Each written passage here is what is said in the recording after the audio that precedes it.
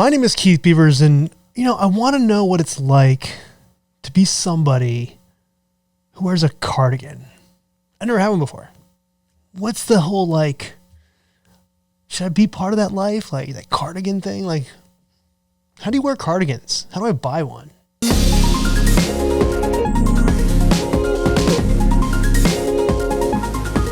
We've been doing a lot of historical stuff with Napa, going through these famous brands or winemakers, producers, names.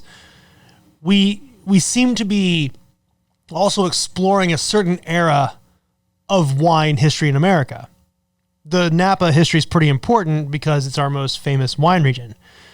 And as we've gone through these different wines, Screaming Eagle, The Prisoner, and as we've gone through these, what I find very unique about the Napa wine making experience is that in this modern era, let's say like after 1976, or let's say after Napa becomes an AVA, it's fascinating how every story is different.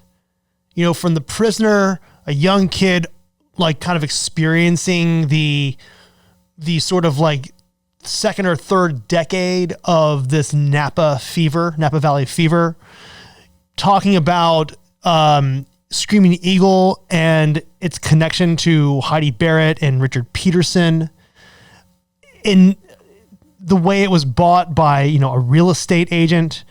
And then you have Harlan, which is a guy who made a bunch of money in San Francisco and, spare no expense, wanted to create what he created. That's all just so interesting. And the thing is, this story is just as interesting. It's so interesting because this is a winemaker who was born in Bordeaux, France.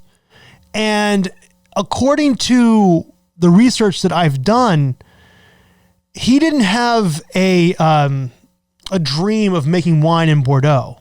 He had a dream of making wine in the Napa Valley. That's a unique story.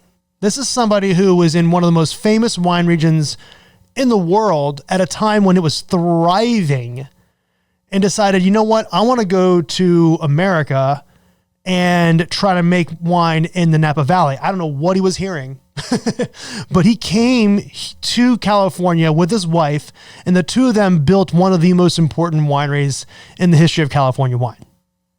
Let's go. Georges Latour was born in Bordeaux, France in 1856.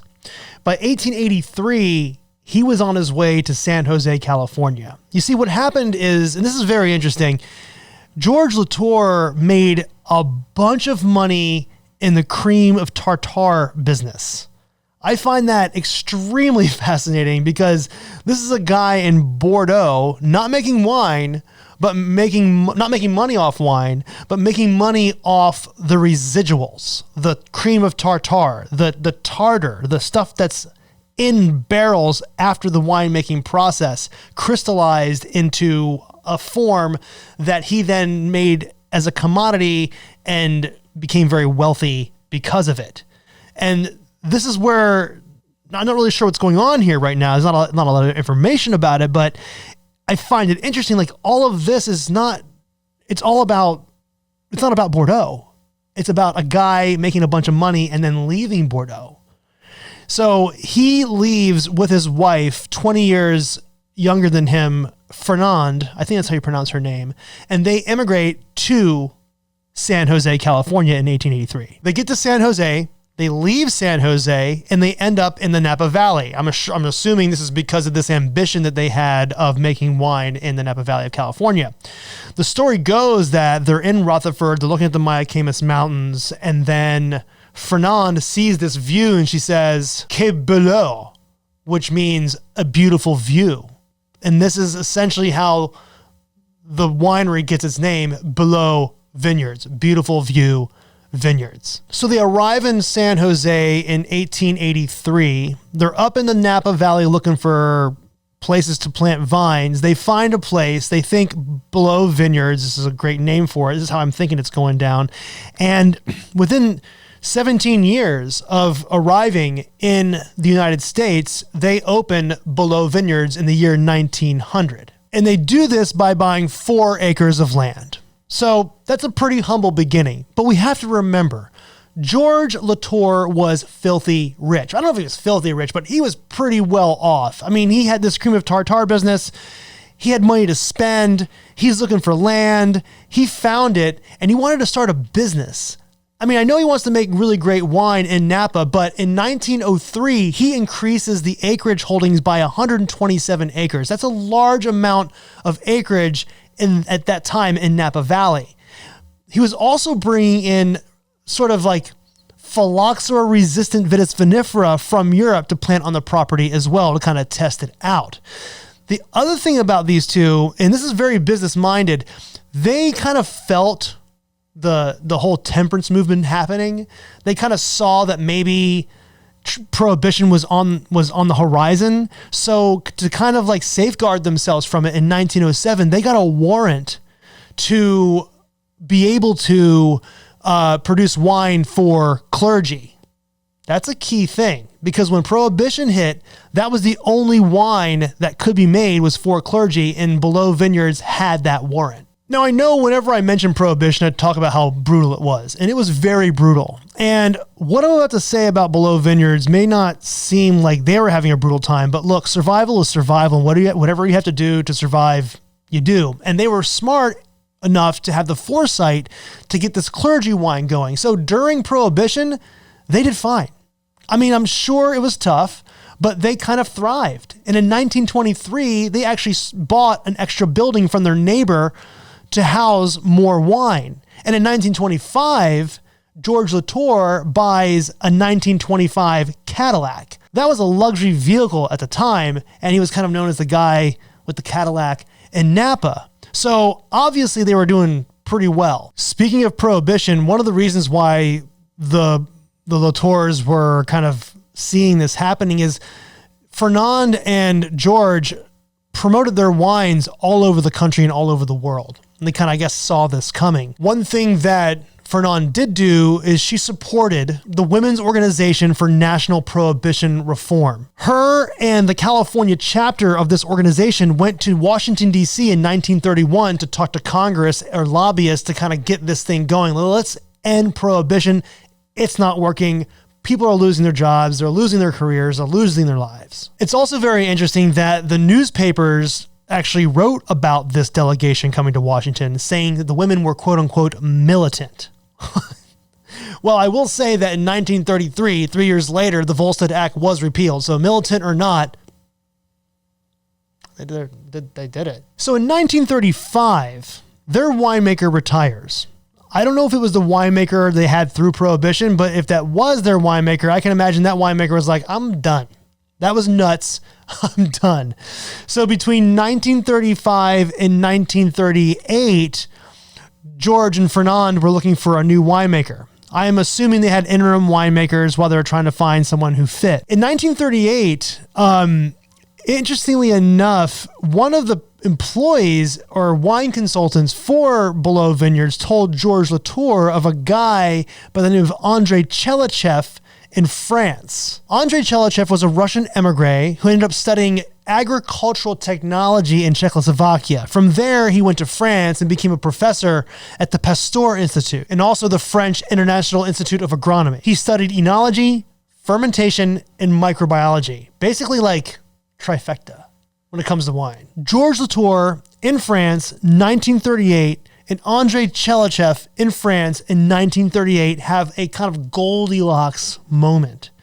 When I was reading about what George was looking for in a winemaker, it was interesting. He said, I'm looking for somebody who's cosmopolitan with a scientific background. And it just so happens that Andrei Chelychev at this point in his career was being asked by many winemakers throughout Europe to come and consult with them. So Andrei Chelychev, I can't imagine, I can only imagine what this conversation must have been like. George is like, look, I have money. What do you need? I need help. I know you're good at what you do. How about you come to Napa, California with me and make wine? And Andre is looking at all these other winemakers from Europe. He's been in Europe his entire life, basically. And he's thinking about this exciting place over in America. And he's like, you know what? I think I want a challenge. This guy loved a challenge. Andrei Chalachev was 4'11", had the wit of like a knife. What does that even mean?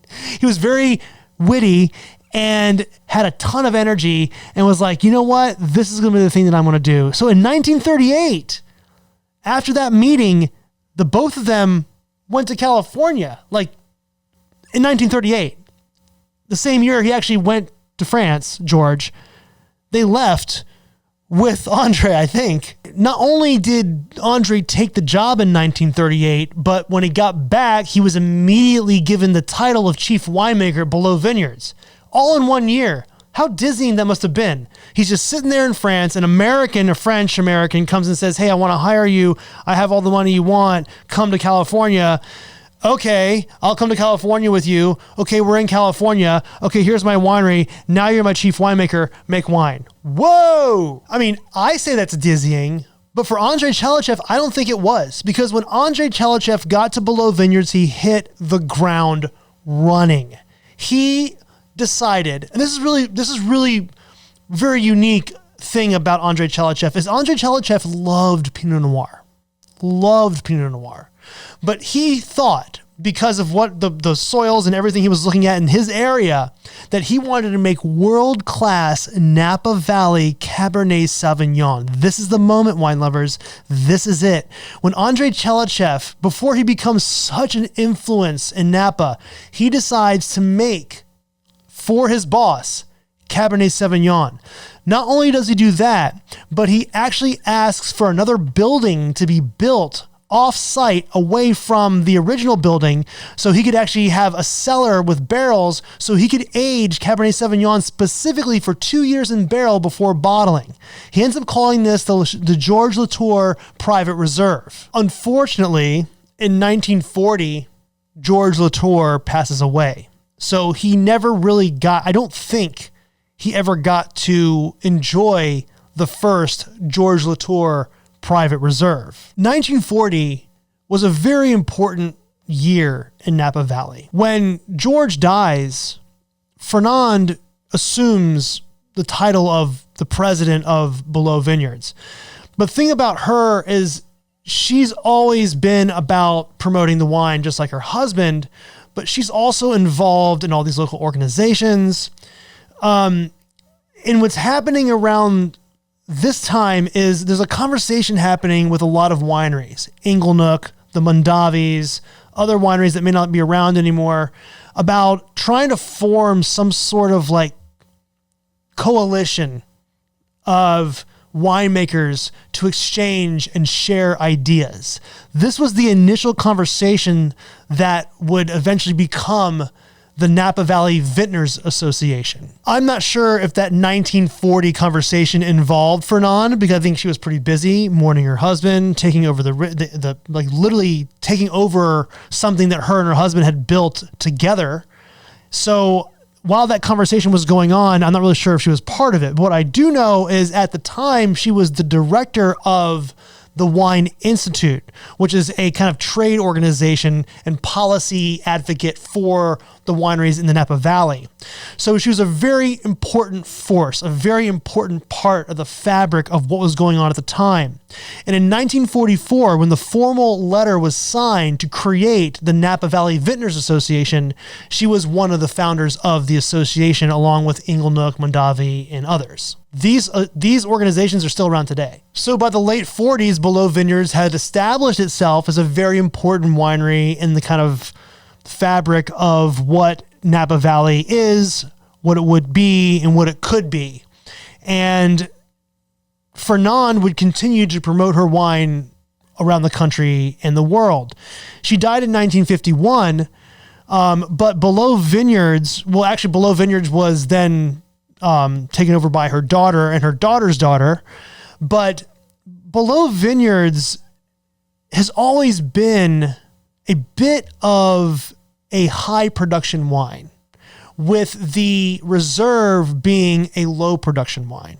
The reserve, the private reserve, actually made it all the way to the White House. Harlan, who is Fernand's granddaughter, married the Marquis de Le Pen, I think his name was, but he was kind of French royalty, and kind of kept the whole French vibe going with Beaulieu Vineyards, and they built these very elaborate gardens on the property and would invite dignitaries and celebrities and thought leaders to come and visit. And this is all while Andrei Chelychev was still making the wine. There was like a prestige to this place. And then we come to the end of an era.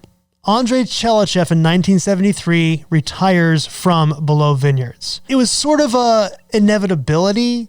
What Andrei Chelychev has done not only helped Beaulieu Vineyards, but helped Napa itself and the wine industry in general. He also did consulting in Washington State and Oregon. He brought new practices to Napa Valley that helped winemakers make wine. In 1969, Beaulieu Vineyards was sold to an international conglomerate called Hublin Incorporated. So I don't know if Andre saw the writing on the wall, or if maybe when the sale happened, he didn't feel like he had the control anymore that he wanted to. But at this point, Andrei Chelychev had his own lab in Napa Valley. He consulted with some famous winemakers today we know of today. Con Creek is a really well-known winery that he did work for. But at this point, Andrei Chelychev's legacy was already solidified, and Beaulieu Vineyards became sort of a jumping off point for a lot of well-known winemakers. Joe Heitz of Heitz Cellars, he worked at Beaulieu Vineyards from 1951 to 1972. Theo Rosenbrand of Sterling Vineyards, he was the winemaker in 1973 that kind of took over as an interim winemaker after Andre retired. Mike Gergich was at Beaulieu Vineyards from 1959 to 1968. And of course, Richard Peterson, Heidi Barrett's father, 1968 to 1973. I guess when Andre was out, he's like, me too. If you've ever been to a supermarket and you see a wine that says BV on it, that's Beaulieu Vineyards. The production of Beaulieu Vineyards is enormous. And it sort of always has been. When you buy 127 acres in like 1904, or whenever they were buying it, that's a lot of acres. I read during Prohibition, their production was about 1 million bottles, which is a lot of wine for a time when no wine could be consumed. And I say this because what happens next to Beaulieu Vineyards is a succession of purchases by very large companies. We've lost this small, humble beginning. We've lost a little bit of that.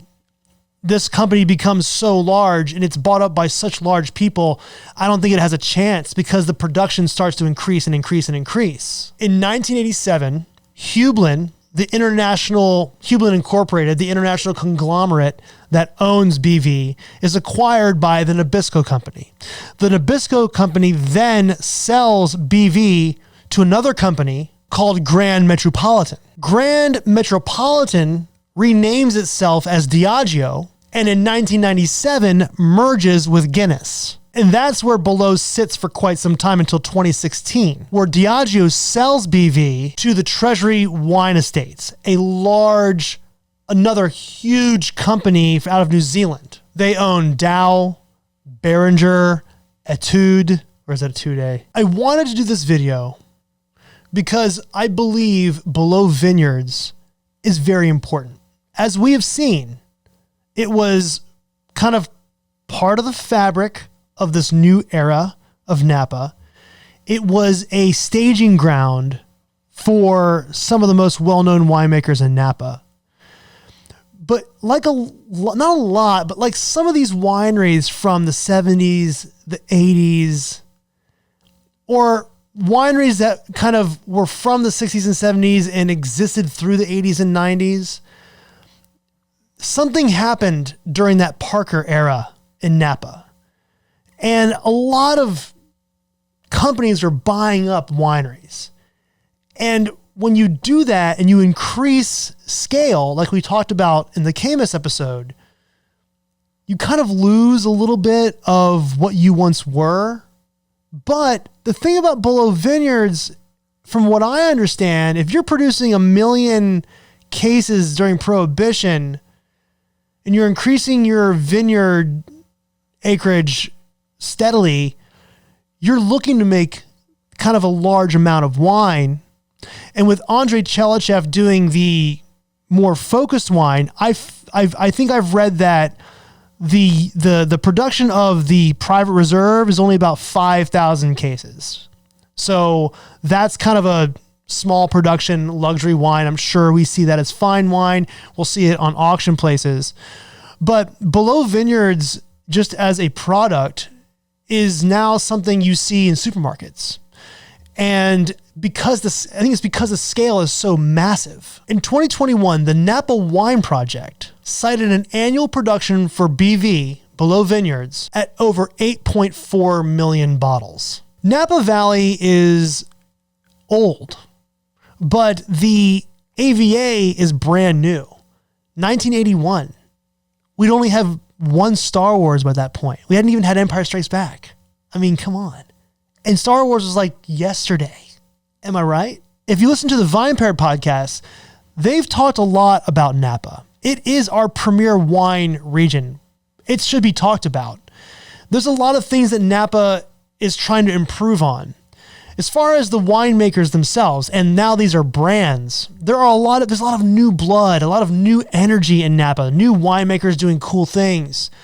But there's also great new winemakers making traditional wine, like Gagnon and Kennedy. Mark Gagnon, I see you. But what's great is that energy is not just being felt by the new. The corporate entity that owns BV, Treasury Wine Estates, in 2024 began a multi-million-dollar renovation of the original 1885 building that George Latour bought in 1923 during Prohibition when he was making clergy wine. And they're renovating it to make it a little bit more of a nod to what this place actually means in the history of Napa. It's not just a tasting room anymore in an old building. So I see what's happening here. These legacy brands see this new excitement in Napa and are starting to sort of realize that they have something here. They just got to tweak it a little bit. And Beaulieu Vineyards, I think, has a really awesome future. I would love to visit the new Beaulieu Vineyards. I would love to try the private reserve, but that's how you wine 101, Beaulieu Vineyards.